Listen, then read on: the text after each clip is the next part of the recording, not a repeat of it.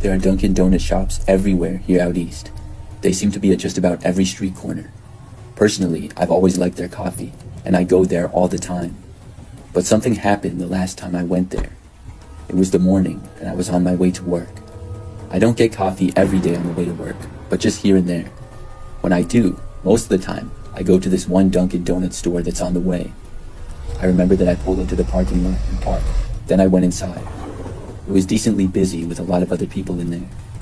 I got in line and then ordered within probably a minute or two. After getting my coffee, I left the store and walked back out into the parking lot. Now, I had been inside the Dunkin' for less than 5 minutes, but when I got back towards my car in the parking lot, I saw that there was a man standing around next to it. This was weird because I wasn't even parked like right next to the building, but sort of far away. I walked closer to my car, wondering who this guy was and what he was doing. I didn't get a great look at him because he wasn't exactly facing me. He appeared to be about average height though, and was wearing a black jacket. He was also standing on the passenger side of my car. But when I got closer, it looked like he might have been on the phone. But there were no cars parked directly next to mine on either side, so this was weird. Finally, I made it to my car and I hit the unlock button. My plan was to just ignore the guy and then drive away. I got inside my car, sat down, and started the engine. But as soon as I did, the passenger side door opened up. I saw the man get in and sit down right next to me in my own car. I was shocked at what was happening. After the guy sat down, I looked over at him and asked him what he was doing. He was not looking at me, but instead looking out of the window. He said nothing. Then, after a few seconds, I said to him, "I think you're in the wrong car." He still said nothing. After a couple more seconds, I told him to get out of my car. The guy was still ignoring me, and I couldn't believe it. I said to the guy that if he didn't leave, I was going to call the cops. At first, he still didn't do anything. But several seconds after that, he suddenly turned. It was very fast, and when he did, he reached for my keys, which were in the ignition.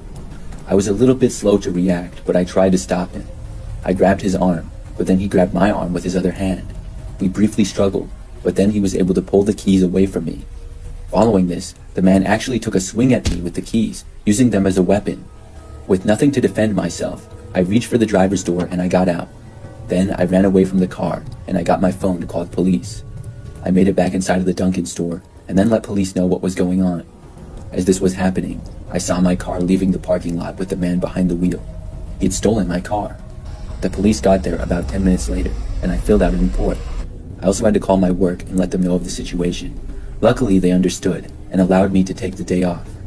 This could have been a huge headache for me, but the man who stole my car was caught later that same day. Apparently, he was driving recklessly, speeding and swerving between lanes. The police briefly chased him, and he eventually pulled over only to ditch the car and flee into the woods on foot. I was so happy that my car didn't have any damage. I got it back, but I've not gone back to that Dunkin' since. This story happened several years ago. During this time, I worked at a Dunkin' Donuts. I was part-time and got all kinds of different hours. We closed at 9 p.m., and on this particular night, I was working until close. This is something that I did all the time, and I didn't mind. Usually, the shop would be really quiet at night. Far more people seemed to get donuts and coffee in the morning. Still, sometimes it would surprise me and we would be busy. That wasn't the case for this night in particular. I was working by myself, but that wasn't supposed to be the case. My coworker didn't show up and didn't call in either, but I was fine with working alone and knew that I could handle it. I figured that things wouldn't be too busy at all. When I started, some customers came in here and there and ordered stuff. The inside of our shop was a little bit larger than most Dunkin's. There was a couple of booths and some other tables around. Sometimes people would come in and work on their laptops or whatever. This night, I didn't notice that and the place seemed empty. For the last hour and a half, we didn't get a single customer. Then, finally, at 9 o'clock, we closed. I walked around the lobby just to make sure that everything was in order. But when I did, I passed by a booth and saw that a guy was on the floor. He was crouched down and it was like he was hiding. He was in a location that would be impossible to see from behind the counter. I saw him looking at me as I spotted him, and it was really awkward. I asked him if he was alright. Clearly he was. The man didn't move for a second. Then, he got out from his cramped hiding place. He stood up and then said that he was fine. The man was average height, thin, and had kind of messy hair. I told him that we were closed now and he would have to go. He said okay, and then took a couple of steps towards the door. But then, he suddenly turned and began sprinting. It all happened so fast. But he wasn't sprinting for the door, and instead went for the counter. He then went behind the counter and appeared to go after our cash register. When I realized what he was doing, I headed for the exit to leave. I wanted to just get out of there and call the cops. As I was walking towards the door, the man suddenly shouted at me to stop. He said that I couldn't leave and told me to stay and go over to him. By now, I was standing in the lobby, probably about 30 feet from the door and 40 feet from the man. I didn't move. I wasn't sure if this guy had some kind of weapon on him or something, but I also certainly didn't want to go over to him. I just ran for it, going towards the exit. As I did, I heard him screaming at me to stop. Then, he started to run after me, but I kept going, and I made it to the exit, opened up the door, and ran out of there. I didn't think that the guy would leave after me. I figured he was trying to rob us, and with me gone, he'd stay in there, get his loot, and then flee. But that wasn't the case. He kept running after me, even leaving the building. Now we were both outside, and I was running through the parking lot. There were several other businesses very close by, but most of them appeared to be closed at this hour. I just wanted to go to the nearest open place, go inside, and tell everybody to call the police. If I was by other people, it would make me feel safer. So after running out of the Dunkin' parking lot, I was in a Jimmy John's parking lot, but they were closed. I kept running with the man chasing after me a ways back. I spotted a gas station up ahead that looked to be open. I was running as fast as I could. Soon I made it there and went inside. Then I yelled for everybody that could hear me to call the police. I only saw an employee behind the counter and one customer inside. Then I ran to the back of the gas station and went into the bathroom. When I made it in there, I locked the door and called the cops. Then I waited for them to arrive. I didn't hear the man inside the gas station or anything. When the police got there, he was gone. We went back to the Dunkin', and I finished talking to the police, as well as giving them the surveillance video. They said that they would look for the suspect, and I locked up the store and left. After that, I never heard anything more about it. I also only worked at Dunkin' for about another month. Luckily, I never saw or heard from that guy again. For context, I was 16 years old at the time, and also very short and skinny. Probably the least threatening person you could imagine. I just got my first ever job as a checkout girl at one of the supermarkets in my small town, which I was actually really excited about. Also, I live in England. When I finished my first year at college, I found myself agreeing to every overtime shift that I possibly could. To be precise, I ended up working either 4 p.m. to 8 p.m., 5 p.m. to 9 p.m., or sometimes 6 p.m. to 10 p.m., every weekday. Sure, I had regular customers, like the drunken tramps of the town, who were always very nice and easy to talk to, despite the smell they emitted. But there was one man who I eventually noticed was coming in every single day, at the same time, sometimes more than once. He was an Indian man, about 30 years old, and he had a receding hairline, and absolutely always wore horribly patterned shorts with socks and sandals. He always wore shorts that looked out of place. His collection of Hawaiian shirts were very ugly indeed. Nobody who's completely normal would wear that, right? No matter how long my queue of customers was, he'd make sure to join it. If there was 3 people in the queue during their big weekly shop, he would join in on the end, despite always having a basket with never more than 4 items in it. I thought nothing of it the first few times. I would always just chit-chat because that's kind of part of the job. He seemed to really like to talk to me, but then again, some elderly people came in just to talk, so I dismissed that. I realized something was up when he began asking me, every day, what time I finished that night. I would always tell him that I finished at 11 at night, by which time the supermarket was shut, just because I usually fear the worst. My fears were confirmed a month and a half or so later when he came to my aisle as usual, but this time seeming to be annoyed. He was shouting, "I waited outside for you at 11:15 every night for the last week.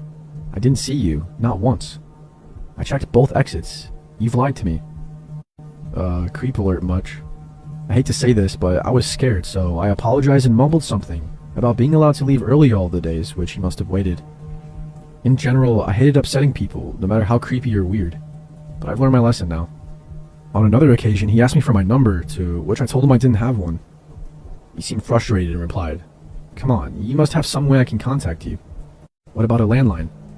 To which I ever so sneakily gave him the supermarket I worked for's number. After these incidents reoccurring for about 2 months, I told my supervisors who kindly would look out for him, and upon seeing him join my till, they would come and take over and let me briefly run away. I didn't want to tell anyone at first because I was new to the job and I was reluctant to cause a scene.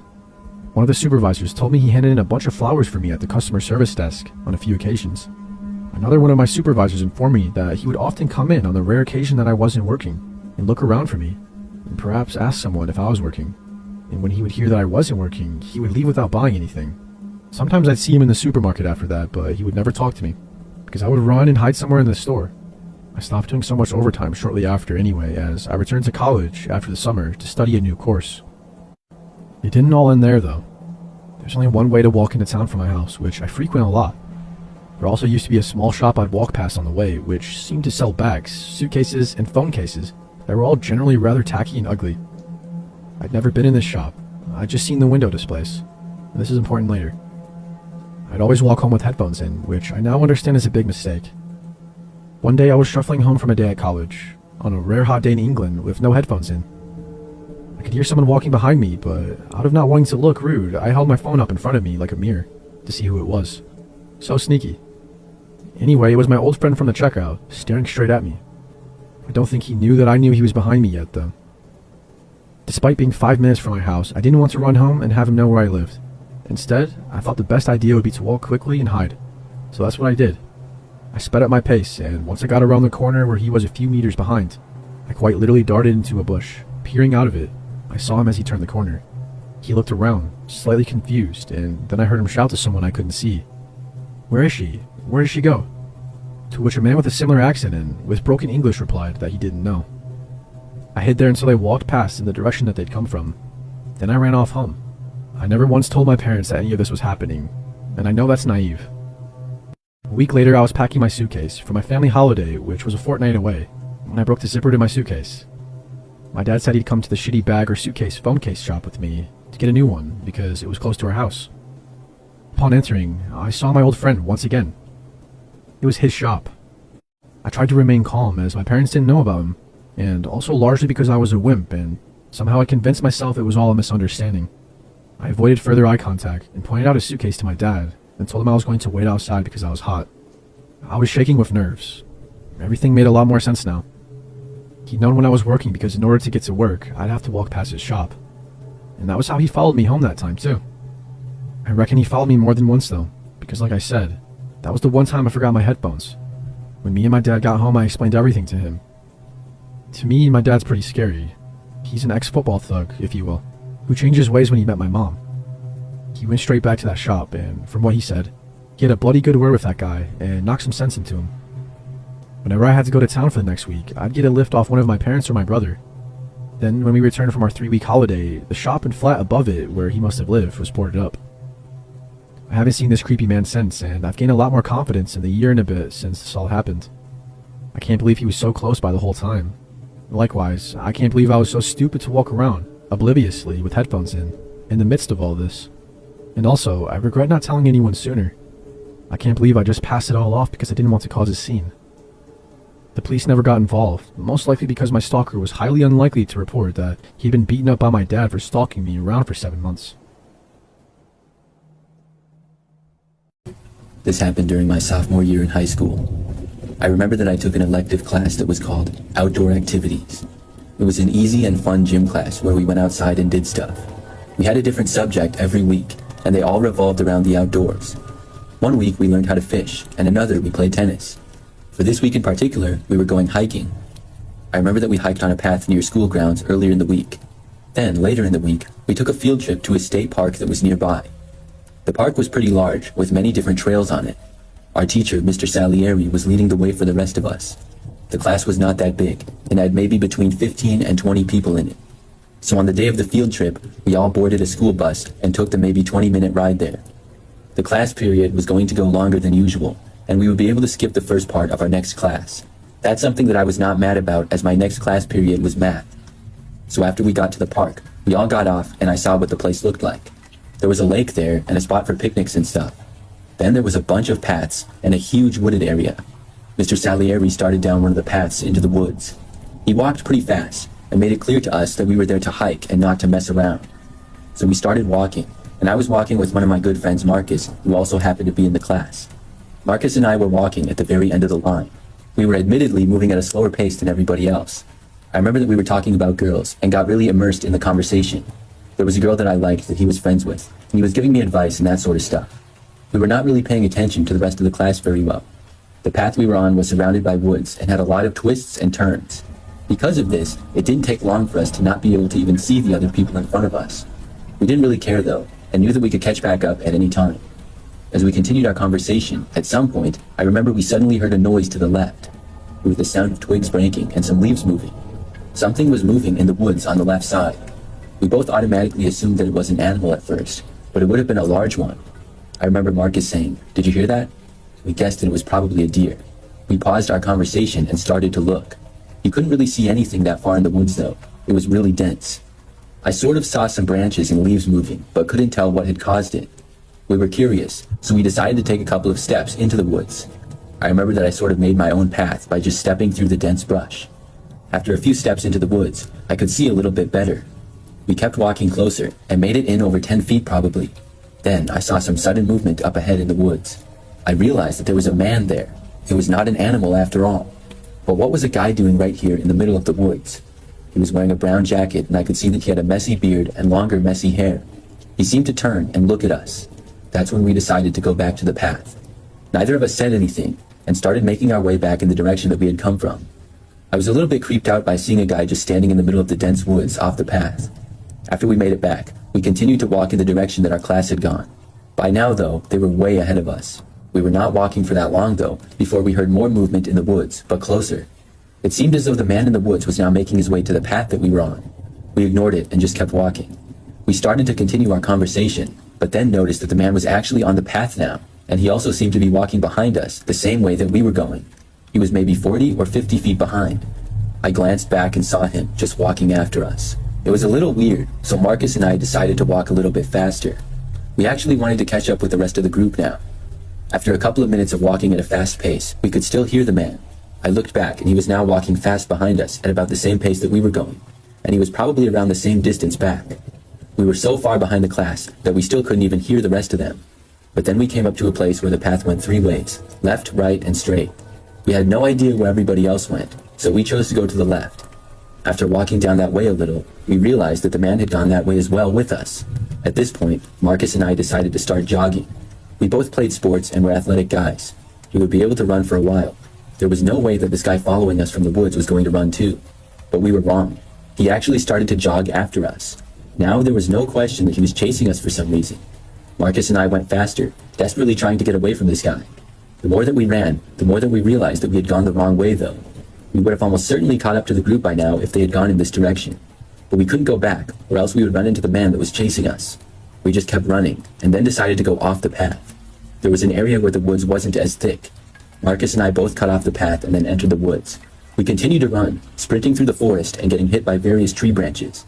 The man ran after us, also leaving the path and entering the woods again. After we ran through the woods for what felt like a long time, we saw another path. We ran to the path and then started jogging down that as well. The man was still behind us. We jogged on that path for only about a minute before leaving and going off of it and into the woods again.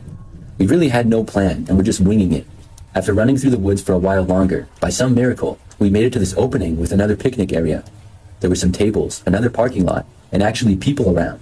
We were so glad to see them and emerged from the woods and walked towards them. They had some strange looks on their faces to see us running out of the woods out of nowhere. But when we looked back, the man hadn't followed us out.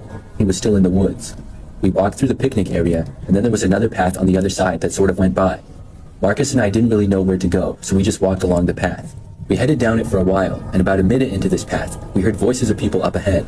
Then we saw Mr. Salieri and the rest of the class approaching us. They looked surprised to see us, but we were extremely happy to see them. Mr. Salieri asked us where on earth we had come from. We told him the story, and he wasn't mad at us or anything. In fact, he found it funny and was giving us a hard time about it for the rest of the class. I'm really glad that we were able to get away from the guy. I'm not sure who he was or what he wanted from us. Maybe he was mad that we disturbed him while he was walking in the woods. I really don't know. But I think it's so crazy that he was literally running after us. That was my most memorable field trip. When I was 17, I started working at my local grocery store. About 3 weeks in, I got transferred from the front end, baggers, cashiers, to produce. My first week in produce, I met all the people in my department and all was going well. When I got my second week in produce, I was closing alone when this girl comes in. And my back turned to her, I hear, "Oh, you're new. When did you start?" I turn around and we start to have a conversation while I put the last few things from my cart on the shelf. I had about 10 minutes left on my shift and I was trying to go downstairs to crush my boxes. But this girl continued to talk and took no social cues that I was trying to leave. I finally got tired of listening to her talk and I started to pull my cart through the produce section, as she slowly follows still talking.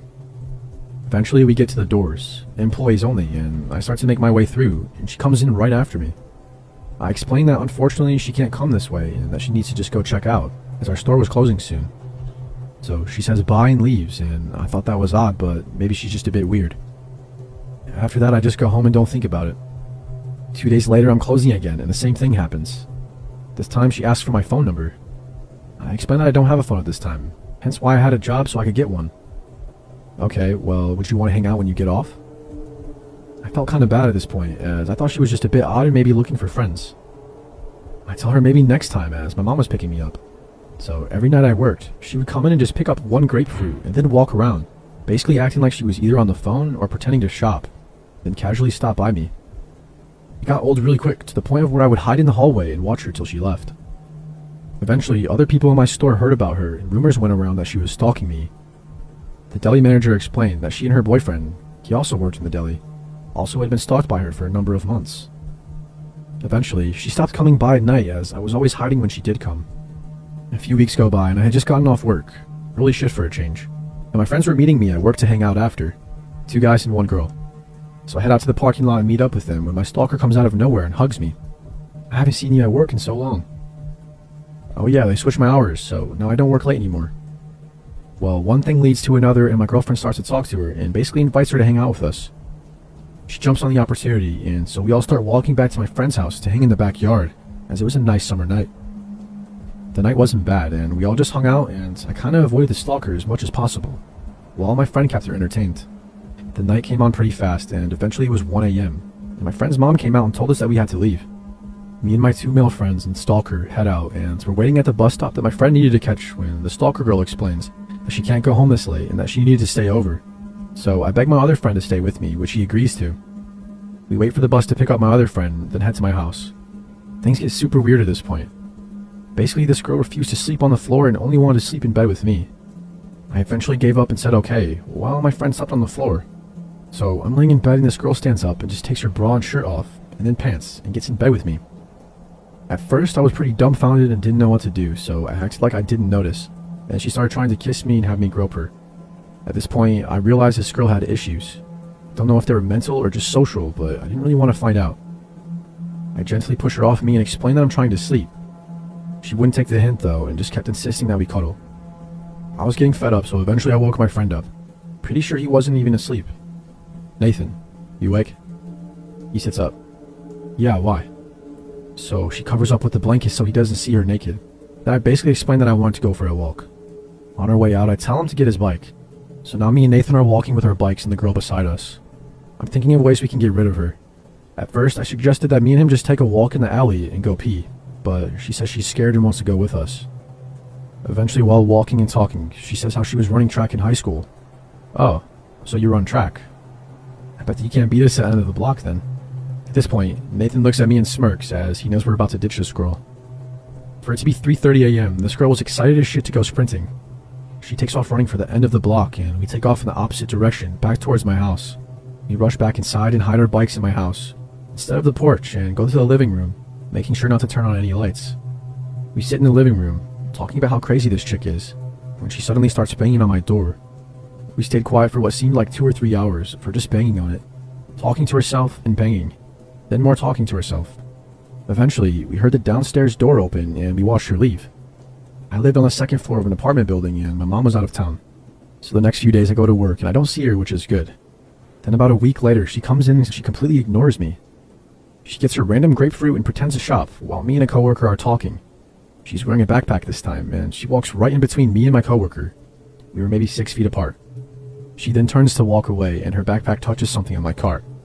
She turns around and starts screaming and throws all the boxes off my cart. A bunch of naked juices and some tomatoes and a few other things I don't recall. She starts saying that I grabbed her and that she wanted to talk to a manager, and so my coworker, this older guy in his 40s, tells me to go downstairs and just get away from the situation. I head downstairs and sit in the break room, and maybe 10 minutes later I'm called up to the hallway where my store manager is talking to the girl.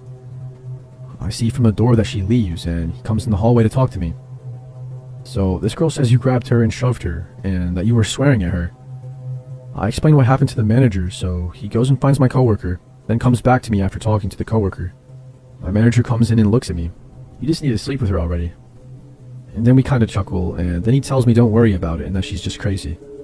Eventually she left me alone, but then my girlfriend started working with me, and the girl would come in to see me and her, and then go to her line to check out. Girlfriend was a cashier, and was always really rude to her. Eventually, she stopped coming around altogether, and from the looks of it, she's married to some 50-year-old man on Facebook, and she's only 24. It was a Friday night, back in 2018. I was working at home on a paper I needed to finish for work, and was trying to get it done so I could enjoy my weekend without having to worry about it. It was probably somewhere around 10 at this point, but I'd been working in my office for a good 3 hours. This was after a full day already too, so I was getting pretty exhausted. I kept finding myself getting distracted or losing focus, so I paused what I was doing and stood up to stretch my legs and try to wake myself up. I paced around the room a bit, but as I passed by the wall opposite of my desk, I noticed something move in the window. I stopped and did a double take, looking out the window again. I was on the second story of my house, but the window has a view of the front portion of the property by the garage and porch. At first, I didn't see anything and thought my mind was playing tricks on me, but then I saw a bit of movement again. It was a shadow hovering over the sidewalk leading up to the porch. Someone was standing outside the front door, or at least that's what it looked like from the shadow. After looking out the window for a couple minutes and seeing the shadow barely move, I left my office and went downstairs. I leaned on the front door and looked out the peephole. There was a man, looking about 40 years old and bald, with a scruffy gray beard. I watched for a moment. He never knocked or rang the doorbell, or made any noise at all. He just stood there. What started freaking me out more was that I didn't know how long he'd been there for, since I was working and never noticed him until just a couple minutes ago. Wanting some answers to why the man was here, I opened the door. Immediately, I was taken aback because the man didn't even flinch. His face stayed the same, being cold and lacking emotion. "What are you doing here?" I said in a stern tone. The man continued to look at me, but didn't answer. Then his eyes moved past me and looked down the hallway in my home. I moved the door further in toward my body to hide the view. "I don't know why you're here, but you need to leave," I said, closing the door firmly. His strange behavior was both creepy and aggravating. Him ignoring me and just standing there made me really frustrated. But then I heard his footsteps begin walking off the porch and away from the house. I sighed in relief and checked to be sure he'd gone away, then went back up to my office. Trying to forget about the man and focus back on my work, I continued where I left off. About 5 minutes later, and just as I was beginning to really start working, a sudden knock echoed through the house.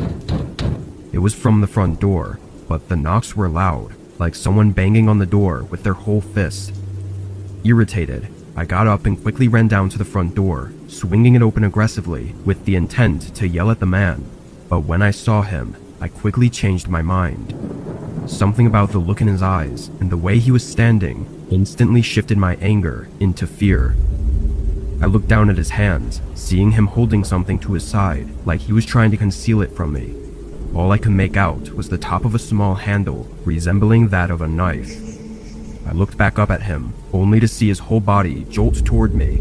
I jumped back and slammed the door shut, then fought to lock it, as the man was trying to turn the handle from the other side. Once I got the handle and the bolt lock latched, the man started banging on the door again for several seconds before running away. I stood there, with barely any breath in me, feeling my adrenaline still surging through my body. Shakily, I went to the office and called 911. The man was never seen after that, and no real answers to what happened that night were ever found. This happened back when I was a kid. I think I was like 8 years old. So some of the details are fuzzy, but I remember the basics of what happened. I was in school, and my 3rd grade class was taking a field trip to the zoo.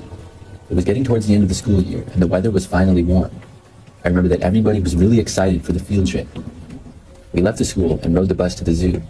After we got there, I just remember that we started looking at all the animals.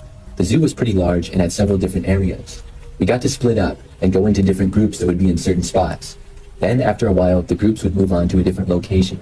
So it wasn't like we were taking a tour and we could wander around a little bit, but we also were supposed to stay within the area, so we couldn't wander around the entire zoo.